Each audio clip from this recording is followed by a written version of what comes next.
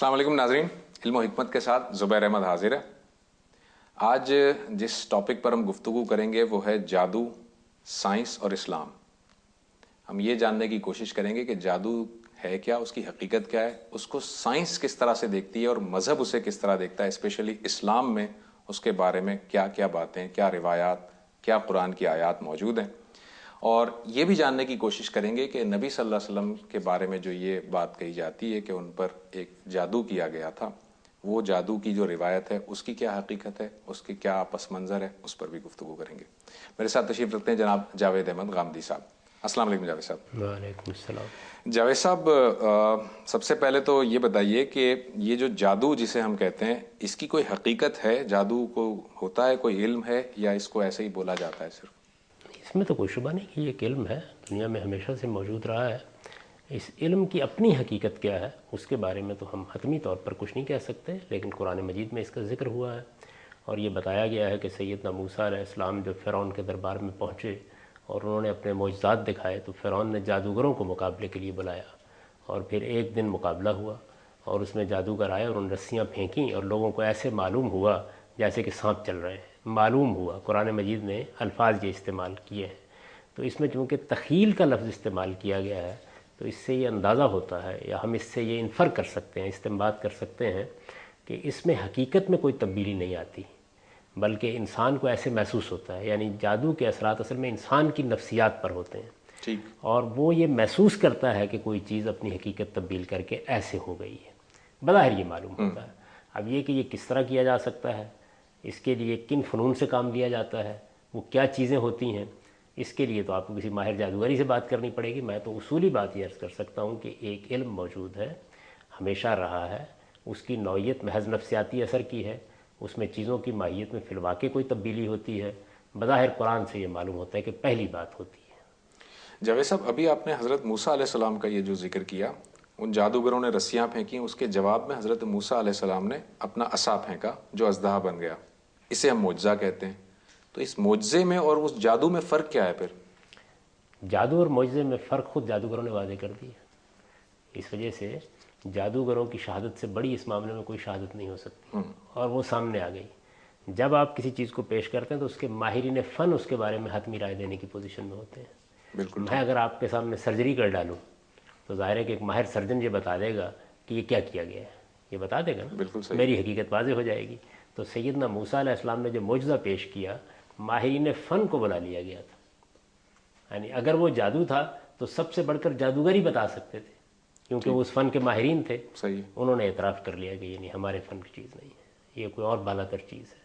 उसके बाद आप देखिए उनमें कितनी तब्दीली आ गई। वही जादूगर जो चंद लम्हे पहले फ़िरौन से इनाम की ख्वाहिश कर रहे थे, वो ये कह रहे थे कि अब हमें आप फांसी दे दें और हमें आप दरख्त के तनों में डालकर मौत के हवाले कर दें, लेकिन हम इस बात को छोड़ने के लिए तैयार नहीं, ये हक़ है जिसको हमने कबूल कर लिया है। तो मोजज़े और जादू के माबैन जब मुकाबला पड़ता है तो ये वाज़ेह हो जाता है कि जादू क्या है और मोजज़ा क्या है। ताहम इन दोनों में हम देखते हैं कि जो फिज़िकल जो कवानीन हैं वो कुछ देर के लिए मुअत्तल हो जाते हैं। ऐसा होता है? ये फ़र्क कुरान ने वाज़ेह कर दिया है कि जब मोजज़ा होता है तो उसमें तो हकीकत पर अल्लाह ताला असरअंदाज हो जाते हैं। उसकी वजह यह है कि वो कादिर हैं, सारे हक़ाइक़ उन्हीं के बनाए हुए हैं। बिल्कुल ठीक। हर चीज़ उनकी मखलूक है, वो जिस चीज़ को चाहे तब्दील कर दें, जिस तरह की तब्दीली चाहे उसमें पैदा कर दें।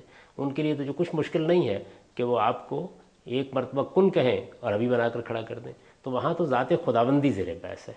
इस वजह से उसमें किसी बहस की ज़रूरत नहीं है। लेकिन जादू का जहाँ तक ताल्लुक़ है, कुरान मजीद के अल्फाज से यही मालूम होता है कि युख़य्यलु अलैह, यानी इस बात को गोया नफ्स ने महसूस किया, ऐसे लगा, यूँ मालूम हुआ। तो इससे मैंने अर्ज़ किया कि ये इस्तेंबात कर सकते हैं कि जादू में किसी शय की हकीकत में कोई तब्दीली नहीं आती, बल्कि हमारी नफ्सियात पर जादूगर ऐसा असर डालता है जिससे हमें वो चीज़ उस तरह लगती है जिस तरह की वो दिखाना चाहता है।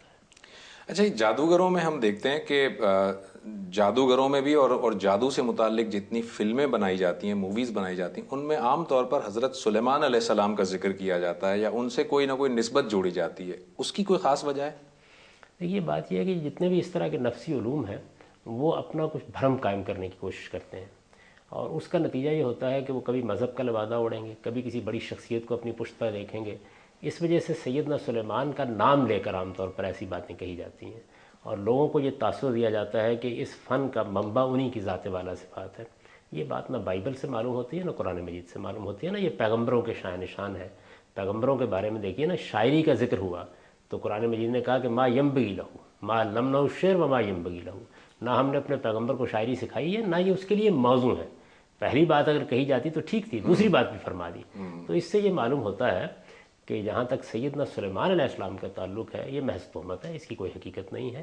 جادو کا علم کہاں سے آیا؟ اسی جگہ سے آیا جہاں سے دوسرے علوم پیدا ہوتے ہیں، یعنی کہ نفسی علم ہے۔ میں نے آپ سے عرض کیا نا کہ نفس اور مادہ دو حقیقتیں ہیں۔ ہمارے ہاں عام طور پر ہوتا یہ ہے کہ ایک علم کے ماہرین دوسرے علم سے متعلق منفی رویہ اختیار کر لیتے ہیں۔ ایسا نہیں کرنا چاہیے۔ یہ بالکل ٹھیک ہے کہ مادی علوم انتہائی سائنٹیفک ہو گئے ہیں، اور مادی علوم نے دور حاضر میں یہ صورت اختیار کر لی ہے کہ میں اور آپ بھی ان کی تصدیق یا تکذیب کر سکتے ہیں۔ اس لحاظ سے ان علوم کو بڑی برتری حاصل ہوئی ہے، اس وقت دنیا پر حکومت کر رہے ہیں۔ سائنسی علوم نے تو اب دنیا کو اپنی گرفت میں لے رکھا ہوا ہے، اور ان کے معجزات ہمارے گھروں تک پہنچ گئے ہیں۔ یہ معجزات ہی ہیں جتنے آپ دیکھ رہے ہیں، یہ ٹیلی ویژن کیا ہے، یہ انٹرنیٹ کیا ہے، یہ سب سائنس کے معجزات ہیں۔ مادی علوم نے یہ جادو دکھا دیا ہے۔ تو ایک جادوگری مادی علوم سے بھی ہوئی ہے، لیکن وہ جادوگری ایسی ہے کہ جس کو آپ معمل میں تحلیل کر کے دیکھ سکتے ہیں، لیبارٹری میں اس کا جائزہ لے سکتے ہیں۔ نفسی علوم بھی ایک حقیقت ہے، لیکن یہ کہ اس کو کیا اسی سطح پر لایا جا سکتا ہے، ابھی تک تو نہیں آ سکے۔ اور جب ابھی تک نہیں آ سکے تو اس کے بارے میں تردد بھی ہوتا ہے، لوگ تذبذب میں مبتلا ہوتے ہیں۔ لیکن ہمارے پاس جو ذرائع موجود ہیں، الہام کے جو ذرائع موجود ہیں، ان سے معلوم ہوتا ہے کہ ان کے علم ہونے میں کوئی شبہ نہیں ہے۔ اب کون آج اس کا ماہر ہے، وہ اس کی تحلیل کروا سکتا ہے یا نہیں کروا سکتا، یہ ایک الگ بحث ہے، لیکن علم موجود ہے، اس میں کوئی شبہ نہیں۔ ٹھیک، ایک چھوٹا سا بریک لیتے ہیں ناظرین، اور بریک کے بعد گفتگو کو یہیں سے کنٹینیو کریں گے۔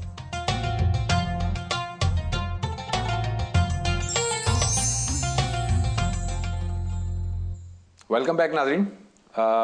یہ ہم دیکھتے ہیں کہ بہت ساری جو ٹرم استعمال کی جاتی ہیں، ہمیں یہ بھی کہا جاتا ہے کہ یہ نوری علم ہے اور یہ کالا علم ہے، یہ کالا جادو ہے، ایک شیطان کی طرف منسوب کیا جاتا ہے، اور ایک کو کہا جاتا ہے کہ یہ جو ہے وہ دینی کوئی خاص علم ہے۔ جاوید صاحب، اس کی کوئی حقیقت ہے، کالا جادو اس طرح سے؟ پہلے تو یہ سمجھ لیجئے کہ دین ایک بالکل الگ چیز ہے، اور یہ علوم ایک بالکل الگ چیز ہے۔ دین اللہ تعالیٰ کی ہدایت ہے، یہ ہم میں سے ہر شخص کو واضح طور پر سمجھ لینا چاہیے۔ دین خدا کا پیغام ہے۔ دین کے اجزاء دو ہیں، ہم اس سے پہلے بھی بہت دفعہ بحث کر چکے ہیں۔ ایک الحکمہ ہے، جس میں یہ بتایا جاتا ہے کہ آپ کو کن چیزوں پر ایمان لانا ہے، اور دوسرے اخلاقیات ہیں جن میں یہ بتایا جاتا ہے کہ آپ کے رویے کیا ہونے چاہیے۔ یعنی آپ کو منکرات کو اختیار نہیں کرنا چاہیے، حد تلفی نہیں کرنی چاہیے، کسی پر زیادتی نہیں کرنی چاہیے، آپ کو فاحشہ کا ارتکاب نہیں کرنا چاہیے۔ یہ چیزیں ہیں جو دین میں بتائی جاتی ہیں۔ پھر اس کے بعد دین میں شریعت ہے، قانون ہے، وہ اللہ کے پیغمبروں نے دیا ہے۔ دین ہمارے لیے خدا کی وہ ہدایت ہے جس پر ہمیں عمل کرنا ہے، اور اس کی روشنی میں اپنا تزکیہ کرنا ہے۔ وہاں اصلی مقصود یہ ہے کہ ہم اپنے نفس کو پاکیزہ بنائیں تاکہ اللہ تعالیٰ اپنی جنت کے لیے ہمارا انتخاب کر لے۔ تو اس کو بالکل الگ کر دیجیے۔ ٹھیک ہے۔ اس کے بعد ایک دوسری چیز یہ کہ دنیا میں بہت سے علوم فنون پائے جاتے ہیں، لیکن طب ایک علم ہے، انجینئرنگ ایک علم ہے، ٹھیک ہے، یہ دین کا موضوع نہیں ہے۔ یہ وہ چیزیں ہیں جس کو اللہ تعالیٰ نے انسان کے اندر رکھ دیا ہے، ان کا ظہور وقتاً فوقتاً ہوتا رہتا ہے۔ انسان تحقیق کرتا ہے، تحقیق کر کے اپنے تجربات اور مشاہدات کی روشنی میں بہت سے علوم اخذ کر لیتا ہے۔ اس طرح کے علوم دنیا میں ہمیشہ رہے ہیں، اب بھی موجود ہیں، قیامت تک پیدا ہوتے رہیں گے۔ آپ اس وقت بھی اگر کسی اچھی یونیورسٹی میں جائیں تو وہاں 50-60 علوم کے شعبے موجود ہوں گے۔ یہ سب انسانی علوم ہیں۔ آپ ان کو عام طور پر سیکولر علوم کہتے ہیں، یعنی وہ علوم جو دین سے متعلق نہیں ہیں۔ دین کا علم بالکل ایک الگ چیز ہے، دین کے علم کا ایک دائرہ ہے۔ اس کے بعد ایک تیسری چیز یہ ہے کہ ہمارے پاس اللہ کی کتاب آ گئی، قرآن مجید۔ اسی طریقے سے رسالت میں آپ صلی اللہ علیہ وسلم خدا کے پیغمبر کی حیثیت سے تشریف لائے، تو کسی موقع پر کسی علم کا ذکر ہو گیا، یہ اصلاً دین کا موضوع نہیں ہے۔ ٹھیک ہے۔ چنانچہ اسی پہلو سے قرآن مجید میں بھی ان دونوں علوم کا ایک جگہ ذکر ہو گیا ہے۔ کیسے ذکر ہوا ہے؟ رسالت میں آپ صلی اللہ علیہ وسلم کے خلاف بہت سی ریشہ دوانیاں کی گئیں۔ جب یثرب میں آپ ہجرت کر کے آئے تو مقابلے میں یہود تھے۔ یہود کو یہ مسئلہ درپیش ہو گیا کہ یہ تو بنی اسماعیل کی طرف نبوت منتقل ہو رہی ہے، وہ اسے اپنی تحقیر سمجھتے تھے۔ انہوں نے رسالت میں آپ صلی اللہ علیہ وسلم کی دعوت کو نقصان پہنچانے کی کوشش کی۔ آپ اگر مکیات کو پڑھیں تو معلوم ہوتا ہے کہ طرح طرح کے اعتراضات اٹھائے، قریش کی پشت پناہی کی، ایسے سوالات کیے جن سے رسالت میں آپ صلی اللہ علیہ وسلم کی شخصیت مجروح کی جا سکے۔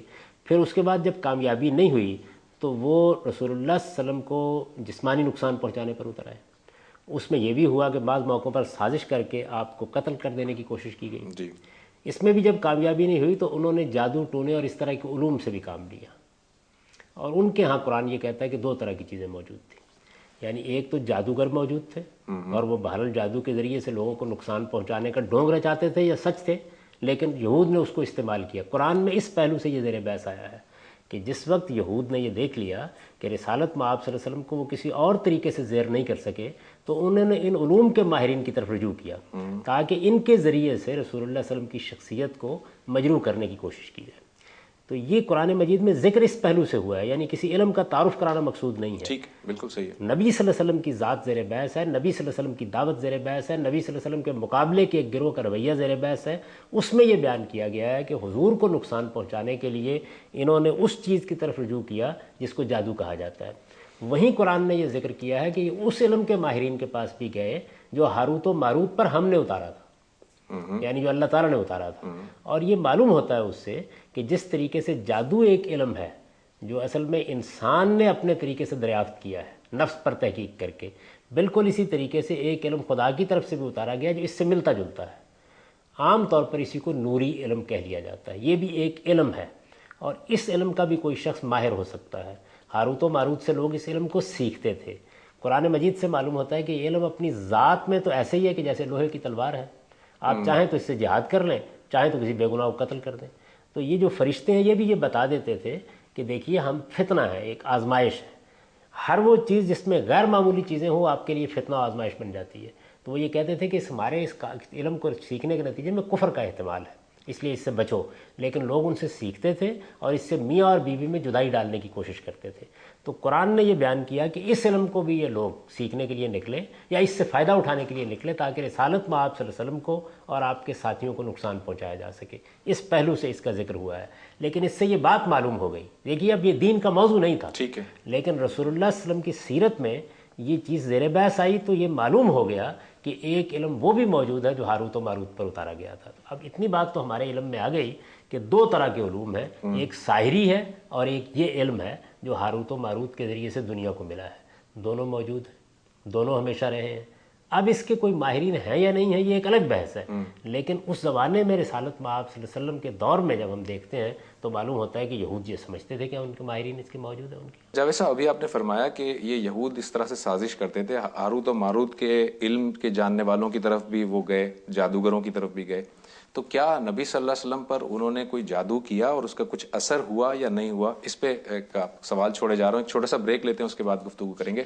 ناظرین ایک مختصر سے بریک سے واپس آتے ہیں، گفتگو کنٹینیو کریں گے.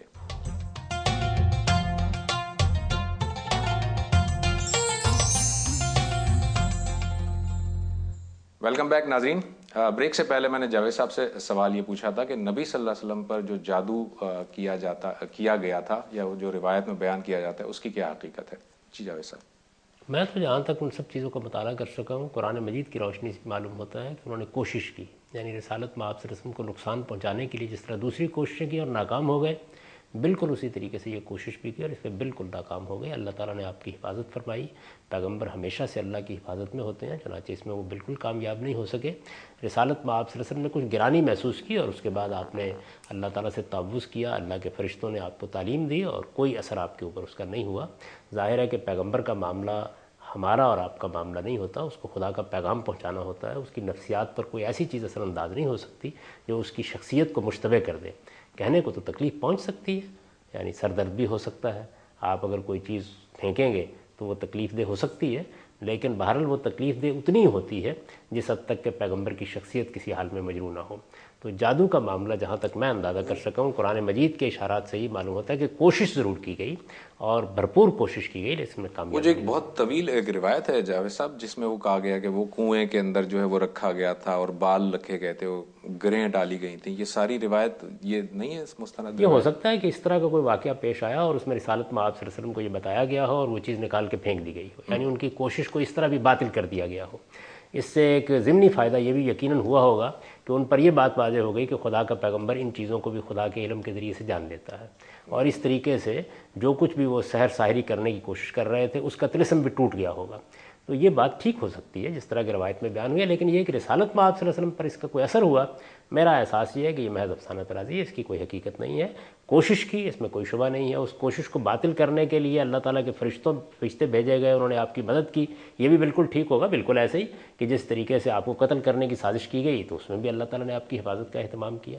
ایسی بہت سی کوششیں آپ کو سیرت کا آپ مطالعہ کریں تو ان کو آپ دیکھ لے سکتے ہیں کہ اس طرح کی کوششیں کی گئیں، لیکن اللہ نے آپ کو مطلع کر دیا، اس میں بالکل ایسا ہی ہوا اور ایسا ہی ہونا چاہیے۔ اور فرشتے آئے تھے اور انہوں نے معوذتین کی ترغیب دی۔ معوذتین تو اس سے بہت پہلے اتر چکی تھی، اور معوذتین میں رسالت میں آپ صلی اللہ علیہ وسلم کو پہلے سے متنبع کر دیا گیا تھا کہ اب آپ اپنا مشن وہاں لے کے جا رہے ہیں جہاں آپ کے مقابلے میں اہل کتاب ہے، اور اہل کتاب کا معاملہ یہ ہے کہ قریش تو سیدھی مخالفت کر رہے تھے، وہ ہر طرف سے آپ پر حملہ آور ہوں گے، اور یہ حملہ اس نوعیت کا بھی ہوگا کہ اس میں جادو اور ٹونے اور اس طرح کی چیزوں سے مدد لی جائے گی۔ چنانچہ آپ اللہ کی پناہ میں رہیے اور اللہ کی پناہ مانگتے رہیے۔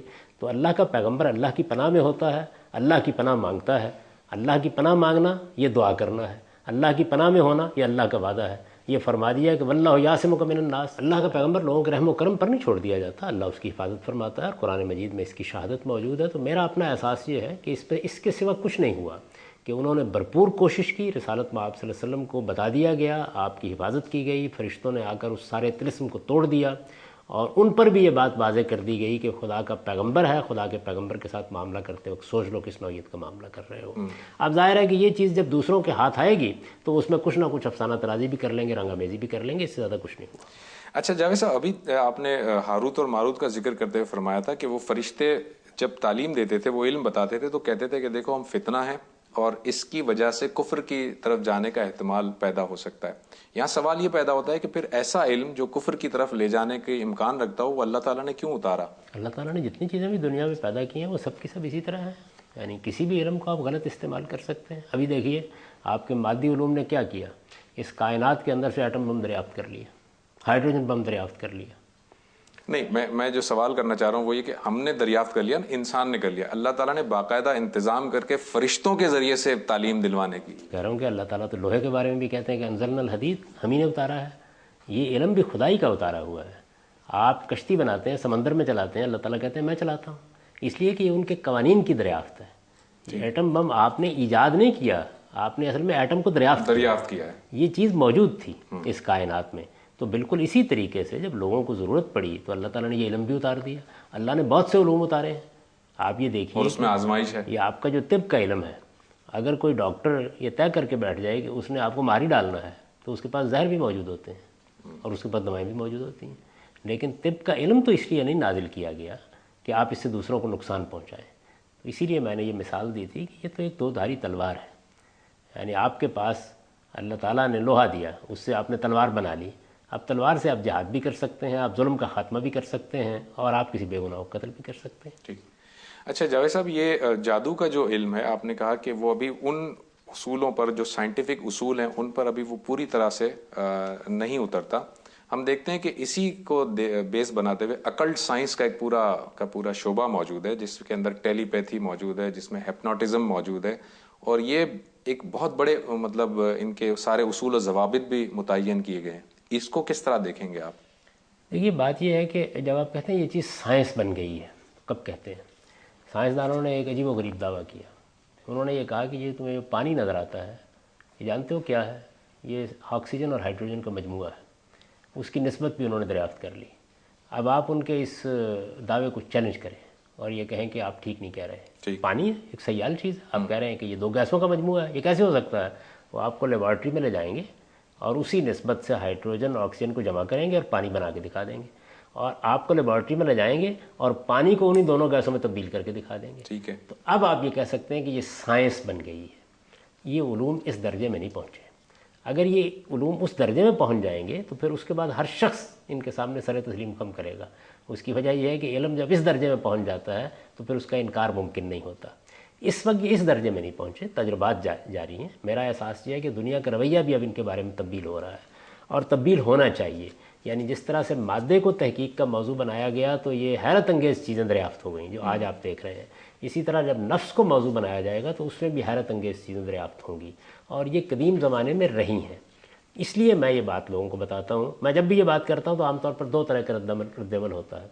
یعنی ایک تو یہ چیز ہوتی ہے کہ جو لوگ سائنسی مزاج رکھتے ہوتے ہیں زیادہ تر وہ یہ کہتے ہیں کہ دیکھیے غامدی صاحب بھی اس طرح کی بات کر رہے ہیں، اور دوسری جانب جو دوسرے لوگ ہیں وہ یہ خیال کرتے ہیں کہ دیکھیے کہ انہوں نے تو ہمارے بزرگوں اور فقیروں اور ان لوگوں کے بارے میں یہ کہہ دیا کہ وہ محض ایک علم ہوتا ہے۔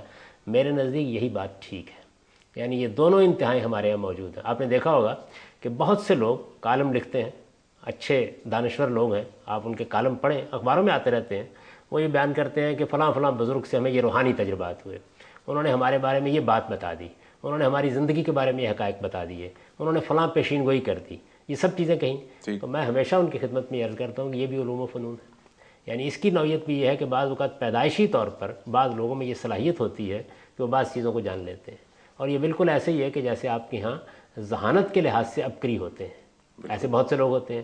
اس کا دینداری اور نیکی سے کوئی تعلق نہیں ہے، یہ کوئی عیسائی بھی ہو سکتا ہے، مسیحی بھی ہو سکتا ہے، یہودی بھی ہو سکتا ہے، ہندو بھی ہو سکتا ہے، بدھ بھی ہو سکتا ہے۔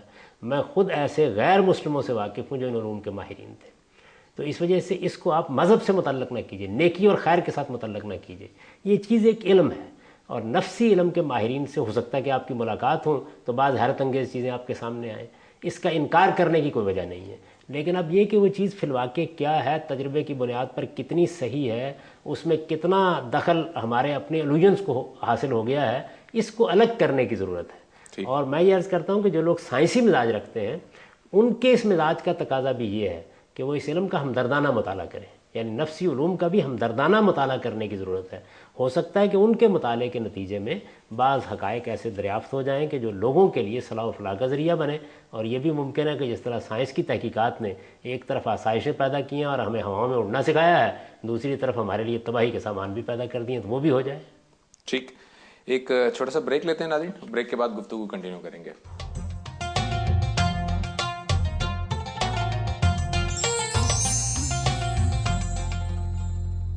ویلکم بیک ناظرین۔ جاوید صاحب، اب ہم یہ دیکھتے ہیں کہ جب ہم مذہب کی بات کرتے ہیں، دین کی بات کرتے ہیں، تو قرآن مجید جو بنیادی کتاب ہے اس کے اندر سائنس کے بھی کچھ حقائق ڈسکس ہوئے ہیں، اس کے اندر جادو کا بھی تذکرہ ہوا ہے۔ دین جو ہے وہ سائنس کو اور جادو کو کس حیثیت سے دیکھتا ہے؟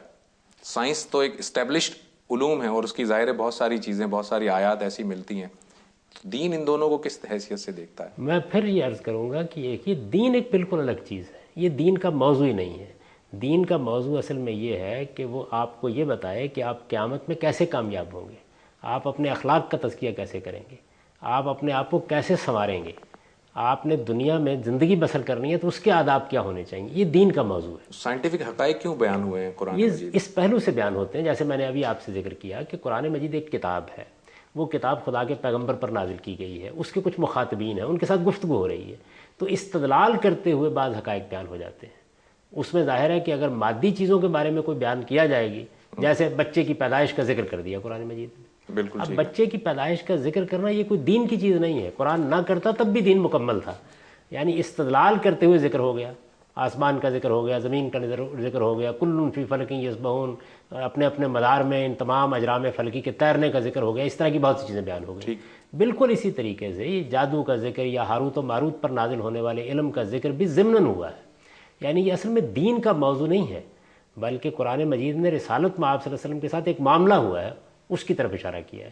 دیکھیے نا، یہ آیت جب آئی ہے تو اس کو دیکھیں سورہ بقرہ میں، وہاں یہ ہے کہ وَاتَّبَعُوا مَا تَتْلُو الشَّيَاطِينُ عَلَىٰ مُلْكِ سلیمان، یعنی انہوں نے پیروی کی رسول اللہ کو نقصان پہنچانے کے لیے اس علم کی جس کو سلیمان کا نام لے کر پیش کیا جا رہا تھا، یعنی اس ضمن میں ذکر ہوا ہے۔ اسی طریقے سے سیدنا سلیمان علیہ السلام کا ذکر ہوا، سیدنا سلیمان علیہ السلام کس درجے کے بادشاہ تھے، اللہ نے ان پر کیا عنایتیں فرمائی تھی۔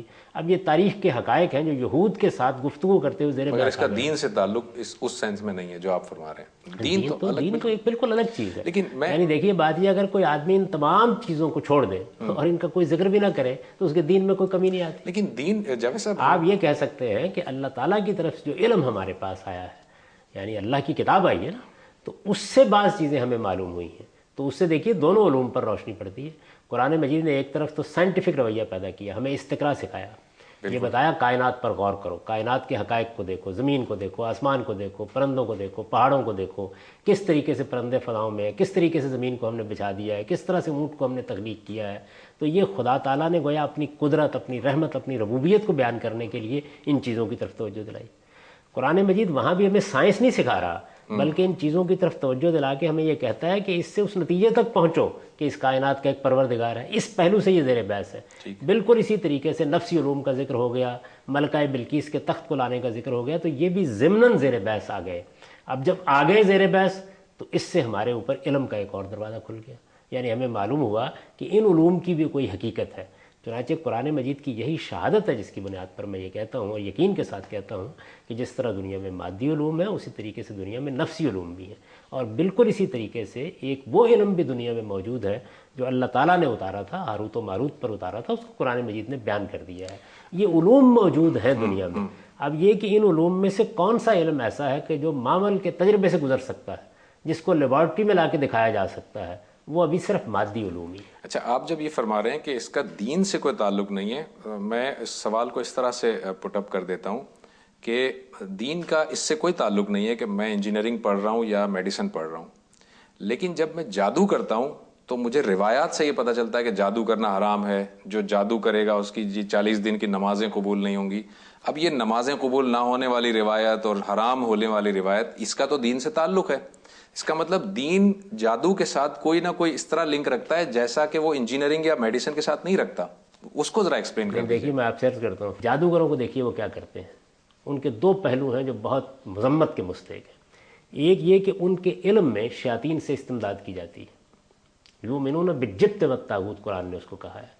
یعنی یہ جتنے علوم ہیں ان کا ایک پہلو وہ بھی ہوتا ہے کہ جن کو حاصل کرنے کے لیے آپ شیاطین جن سے باقاعدہ مدد مانگتے ہیں, بلکہ ان کی پرستش تک کرتے ہیں. تو یہ سری شرک ہے. اس وجہ سے حاصل کرنے کے طریقے کو پیغمبر موضوع بنا کے یہ کہیں گے کہ شرک سے قریب نہ جاؤ, اس کا تو نتیجہ بڑا برا نکلے گا. دوسری چیز یہ ہے کہ جن لوگوں کے پاس یہ علوم ہوتے ہیں وہ ان سے غلط کام دیتے ہیں, عام طور پر لوگوں کو نقصان پہنچاتے ہیں, بغل بنا کے بیٹھ جاتے ہیں, لوگوں کو فریب دیتے ہیں. ان کے پاس پاؤ ہوتا ہے, اس کو سیر بنا کے پیش کرتے ہیں, سیر ہوتا ہے, اس کو من بنا کے پیش کرتے ہیں, جھوٹ بولتے ہیں. تو یہ جو فریب دہی کی دکان اس کے نتیجے میں بنتی ہے, ظاہر ہے کہ یہ دین کا موضوع بن جاتی ہے. تو دین کا موضوع اخلاقیات ہے, وہ سائنسدان کے ساتھ بھی متعلق ہے. یعنی ایک ڈاکٹر ہے مثال کے طور پر, وہ اپنے کلینک میں بیٹھا ہوا ہے, آپ اس کے پاس جاتے ہیں اور آپ اس سے جا کر یہ کہتے ہیں کہ دیکھیے مجھے بڑی تکلیف ہو رہی ہے, آپ مجھے مار دیجیے. اب مذہب زیر بحث آئے گا. اسی وجہ سے یہاں یہ زیر بحث آ جائے گا کہ کیا کسی شخص کو مار دینا یا اس کی تکلیف کو دور کرنے کے مار دینا یہ جائز ہے. بچے کی ابارشن کا معاملہ, اسقاط حمل کا معاملہ ہے, اس میں اخلاقی پہلو موجود ہے. تو جس جگہ اخلاقیات زیر بحث آئیں گی وہاں مذہب آئے گا. اس لیے رسالت میں آپ صلی اللہ علیہ وسلم نے یہاں جادو کی حقیقت پر کوئی کلام نہیں فرمایا ہے, بلکہ ہمیں یہ تعلیم دی ہے کہ اس علم کو اگر تم حاصل کرتے ہو تو اس کے نتیجے میں تمہارے اپنے دین کو یہ خطرہ لاحق ہو جاتا ہے. یعنی حاصل کرنے کا طریقہ غلط ہے, وہاں دین کو خطرہ لاحق ہوتا ہے. اور حاصل کرنے کے بعد استعمال میں یہ ایک چیزیں موجود ہیں. وہاں اگر آپ دیکھیے تو انہوں نے کیا کہا ہے ہاروت و ماروت نے, وہ جب کسی کو سکھاتے تھے کہتے تھے کہ انما نحن فتنہ فلا تکفر. یعنی ہمارا علم ایسا ہے کہ اس کے نتیجے میں نوبت کفر تک پہنچ سکتی ہے, اس وجہ سے بہتر ہے نہ حاصل کرو. تو یہ وہی بات ہے جس کو حضور صلی اللہ علیہ وسلم نے بھی فرمایا. اس وجہ سے ان علوم کے بارے میں یہ سمجھ لینا چاہیے کہ ان کی بھی تطہیر کی ضرورت ہے. یعنی یہ جاننے کی ضرورت ہے کہ ان کو پاکیزہ کیسے بنایا جا سکتا ہے. اسی لیے میں یہ عرض کرتا ہوں کہ موجودہ زمانے میں ہم ان علوم کی طرف اس لیے رجوع نہیں کر سکتے کہ ہم نہیں جانتے کہ اس میں پیش کرنے والا کون ہے, کس طرح کے کاروباری لوگ یہاں آ گئے ہیں, کتنا اس میں جھوٹ ہے, کتنا اس میں سچ ہے, کیونکہ کسی معامل میں ہم اس کا تجربہ کرنے کی پوزیشن میں نہیں ہیں. اگر ایسا ہے تو پھر ان علوم کے ماہرین کو سامنے آنا چاہیے, اور جس طرح سے سائنسی چیزیں ہمارے سامنے ایک تجربے سے گزر کر حقیقت بن جاتی ہیں, اسی طریقے سے اپنے علم کو بھی پیش کرنا چاہیے.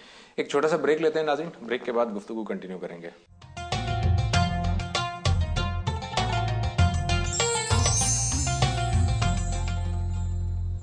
ویلکم بیک ناظرین. جاوید صاحب, ہم نے جادو سے متعلق بہت ساری گفتگو کی. اب اس میں یہ ہے کہ کیا اس کے ذریعے سے کسی دوسرے شخص کو نقصان, فزیکلی نقصان پہنچایا جا سکتا ہے, اس کی موت تک واقع ہو جاتی ہے, پاگل ہو جاتا ہے, ایسا پاسبل ہے؟ یہ علم میں اتنی طاقت ہے؟ بات یہ ہے کہ اگر یہ ہمارے نفس پر اثر انداز ہوتا ہے تو اس کے کچھ نتائج نکل سکتے ہیں. لیکن کیا ہوتا ہے, ظاہر ہے کہ یہ تجربے کی چیز ہے. مجھے ایسا کوئی تجربہ نہیں ہوا. اس کے لیے اس کے ماہرین سے گفتگو کی جا سکتی ہے, اور میں یہ بار بار توجہ دلا چکا ہوں کہ ابھی تک اس کے ایسے ماہرین سامنے نہیں آئے کہ جو اس چیلنج کا جواب دیں کہ ان کا علم ایک سائنس ہے. وہ آئیں اور معامل میں تجربہ کر کے دکھا دیں. اس وقت دنیا میں ایسے ادارے موجود ہیں جہاں آپ اپنے آپ کو پیش کر سکتے ہیں. تو دعویٰ کر دینا تو بہت آسان ہے. آپ کے علم میں ہوگا کہ پاکستان میں پچھلے دنوں یہ دعویٰ کیا گیا کہ ہم پانی سے گاڑی چلا کے دکھا سکتے ہیں. تو اب ظاہر ہے کہ جب یہ دعویٰ کیا جائے گا تو یہ موضوع بحث بن جائے گا نا. تو اس طرح کا دعویٰ تو ہر شخص کر رہا ہے, ہر بنگالی بہوا کر رہا ہے, ہر جگہ اشتہار لگا ہوا ہے, اس میں آپ کو بہت سے اس طرح کی باتیں بتائی جاتی ہیں. لیکن کیا یہ لوگ اس کے لیے تیار ہیں کہ یہ سائنس کا سامنا کر سکیں, یعنی اس علم کا سامنا کر سکیں جو تجربے کا مطالبہ کرتا ہے؟ تو اپنے علم کو سائنس بنانا اور سائنس کی حیثیت سے پیش کرنا یہ ان لوگوں کے اوپر ہے. دیکھیے میں تو آپ کو صرف یہ بتا سکتا ہوں کہ اس طرح کا علم موجود ہے, اس میں کوئی شک نہیں ہے. نفسی علوم بھی موجود ہیں اور اللہ کا اتارا ہوا ایک علم بھی موجود ہے. یہ باتیں مجھے قرآن مجید سے معلوم ہو گئی ہیں, یہ باتیں حدیث سے معلوم ہو گئی ہیں. اب رہ گئی یہ بات کہ اس علم کی طاقت کہاں تک ہے, اس کے نتائج کیا نکل سکتے ہیں, اس میں کیا کیا کچھ ہو سکتا ہے. مادی علوم کے بارے میں آج سے 200 سال پہلے نہیں جانتا تھا کہ ان کی طاقت کہاں تک ہے. وہ مریخ پر گاڑی لے جا سکتے ہیں, وہ یہاں سے بیٹھ کے ایک ریموٹ سے اس کو کنٹرول کر سکتے ہیں. میرے گھر میں ایک ایسا آلہ ہو سکتا ہے کہ جس کے ذریعے سے میں آپ چشم زن میں آپ کے ساتھ ملاقات کر لوں, بات کر لوں. میں اپنے گھر میں بیٹھے ہوئے آپ کے اپنے کسی دوست کے ساتھ, وہ انگلینڈ میں ہے یا امریکہ میں ہے, گفتگو کر سکتا ہوں. یہ میرے کہاں علم میں تھا. تو میں نہیں جانتا تھا کہ مادی علوم کی طاقت یہاں تک ہو جائے گی, معجزات سامنے آ گئے. اسی طرح نفسی علوم کی طاقت کہاں تک ہو سکتی ہے, یہ نفسی علوم کو ہمارے سامنے لانا ہے. ابھی تک وہ اس کو اس طریقے سے سامنے لانے میں کامیاب نہیں ہوئے جس طرح مادی علوم کے ماہرین, جن کو آپ سائنسی علوم کہتے ہیں, وہ کامیاب ہو گئے. اچھا, ابھی آپ نے ذکر کیا کہ بنگالی عامل جو ہے وہ موجود ہیں. عام طور پر یہ کیوں تاثر پایا جاتا ہے کہ جو جادو ہے اس کا تعلق بنگال سے ہے, یا ہندو جوگی جو ہوں گے وہ بہت جادو کے ایکسپرٹ ہوں گے؟ عام طور پر یہ کیوں تاثر ہے؟ کیا یہ واقعی ایسا ہی ہے یا ویسی تاثر بنا لیا؟ ہم بر صغیر میں رہتے ہیں نا, تو بر صغیر میں اگر کسی علاقے میں اس طرح کے علوم کا زیادہ اشتغال رہا تو شہرت بھی ہو گئی. ویسے تو ہر علاقے میں پائے جاتے ہیں, لیکن ہم یہ دیکھتے ہیں, اور عام طور پر اگر آپ مغلوں کی, خاص طور پر مغل بادشاہوں کے جو تزک ہیں, ان کی جو سوانح حیات ہے اس کو آپ پڑھیں جو ان کے ہاتھ کی لکھی ہوئی ہیں, تو اس میں اس طرح کے بہت سے واقعات بیان کرتے ہیں. ان کا سرا کہیں نہ کہیں بنگال سے بھی مل جاتا ہے جا کر. تو میرا خیال ہے کہ اس سے شہرت ہو گئی. ہندو یوگیوں کے بارے میں بھی اس طرح کی بہت سی حکایات روایات آپ سنتے ہیں. خود جہانگیر بہت سے واقعات بیان کرتا ہے, بڑے حیرت انگیز واقعات بیان کرتا ہے. تو اس طرح کی چیزیں تاریخی کتابوں میں موجود ہیں. لیکن اب مسئلہ وہی ہے کہ ایک بات لکھ دی گئی ہے, میں نے اپنا ذاتی تجربہ بیان کر دیا. میں نے ابھی آپ کے سامنے اپنا ذاتی تجربہ بیان کیا ہے. ڈاکٹر جاوید اقبال صاحب نے اپنا ذاتی تجربہ بیان کیا. میں اس طرح کے بہت سے لوگوں سے واقف ہوں جو اس طرح کے تجربات بیان کرتے ہیں. ہمارے ڈاکٹر صفدر محمود صاحب اپنے تجربات لکھتے رہتے ہیں, کئی کالم انہوں نے اس موضوع کے اوپر لکھے ہیں. ہمارے پروفیسر مرزا منور صاحب اس طرح کے بہت تجربات بیان کرتے تھے. اپنی ایک کتاب میں بھی انہوں نے ایک صاحب کا ذکر کیا ہے جنہوں نے بہت سی پیشین گوئیاں کی تھیں. تو یہ ساری چیزیں موجود ہیں, لیکن یہ افراد کے ذاتی تجربات ہیں. ٹھیک, آپ کے بھی ہو سکتے ہیں, میرے بھی ہو سکتے ہیں. کیا یہ تجربات اس سطح کے ہو سکتے ہیں کہ جن لوگوں کے بارے میں ہم یہ بات کر رہے ہیں وہ اپنے آپ کو اسی طرح پیش کر دیں جس طرح میں نے مثال دی کہ یہ ہائیڈروجن ہے, یہ آکسیجن ہے, لائیے میں آپ کو پانی بنا کے دکھا دیتا ہوں. ایسا نہیں ہو سکتا. یہ پانی ہے, لائیے میں ان دونوں کو تحلیل کر کے دکھا دیتا ہوں. میں نے اس لیے گزارش کی ہے کہ کوئی چیز سائنس اس وقت بنے گی جب آپ اس کا تجربہ کر کے دکھا دیں گے, اور وہ تجربہ میرے مطالبے پر ہو جائے گا, آپ کے مطالبے پر ہو جائے گا. ورنہ آپ کا بیان ہے, میں اس کی تکذیب نہیں کر رہا, لیکن اس کی تصدیق کرنا بھی بہت مشکل ہے. اچھا جاوید صاحب, بالکل آخری میں مختصراً ایک سوال آپ کے سامنے رکھوں گا کہ عام طور پر خواتین جو ہیں وہ اس معاملے میں زیادہ امپریس کیوں ہو جاتی ہیں, خواتین اس معاملے میں زیادہ کیوں انوالو ہوتی ہیں؟ یہ ہر ایک کی کچھ خصوصیات ہیں. مردوں کا معاملہ یہ ہے کہ ان کے اندر تحکم ہوتا ہے, شدت ہوتی ہے, عدم تاثر ہوتا ہے. خواتین کیا شدت تاثر ہوتی ہے. یہ بڑی خوبی ہے. ایک شاعر کی یہ خوبی ہوتی ہے نا کہ وہ ہماری طرح تحلیل کرنے کو پسند نہیں کرتا, بلکہ وہ شدت احساس کے ساتھ ایک چیز کو بیان کر دیتا. ادب کیا ہے؟ شدت احساس کا جمالیاتی اظہار ہے. تو خواتین کے ہم یہ چیز بہت زیادہ ہوتی ہے, اس وجہ سے متاثر ہو جاتی ہیں. اور یہ ان کی خوبی ہے, کوئی خرابی نہیں ہے. یعنی کچھ خوبیاں ہمارے اندر موجود ہیں, کچھ خوبیاں ان کے اندر موجود ہیں. ہماری خوبیاں اس نوعیت کی ہیں کہ جو مردانہ کاموں کے لیے ناگزیر تھیں, ان کی خوبیاں ایسی ہیں کہ جو زنانہ کاموں کے لیے ناگزیر تھیں. اور پھر اس میں بھی بہت کچھ تربیت سے, ماحول سے فرق پڑتا رہتا ہے. اب کتنے زنانہ کام ہیں جو اب مرد کرنے لگ گئے ہیں, اور کتنے مردانہ کام ہیں جو خواتین کرنے لگ گئی ہیں. تو زمانہ اپنے عمل کے ساتھ آگے بڑھتا چلا جا رہا ہے. ہو سکتا ہے کہ ایک زمانہ ایسا آ جائے کہ اس میں خواتین کم متاثر ہوں ان چیزوں سے اور مرد زیادہ ہونے لگ جائیں. بہت بہت شکریہ جاوید صاحب, تھینک یو ویری مچ. ناظرین, ہمارے پروگرام کا وقت ختم ہوا چاہتا ہے. آپ کی فیڈ بیک کا انتظار رہے گا. اگلے پروگرام تک کے لیے زبیر احمد کو اجازت دیجیے. اللہ حافظ.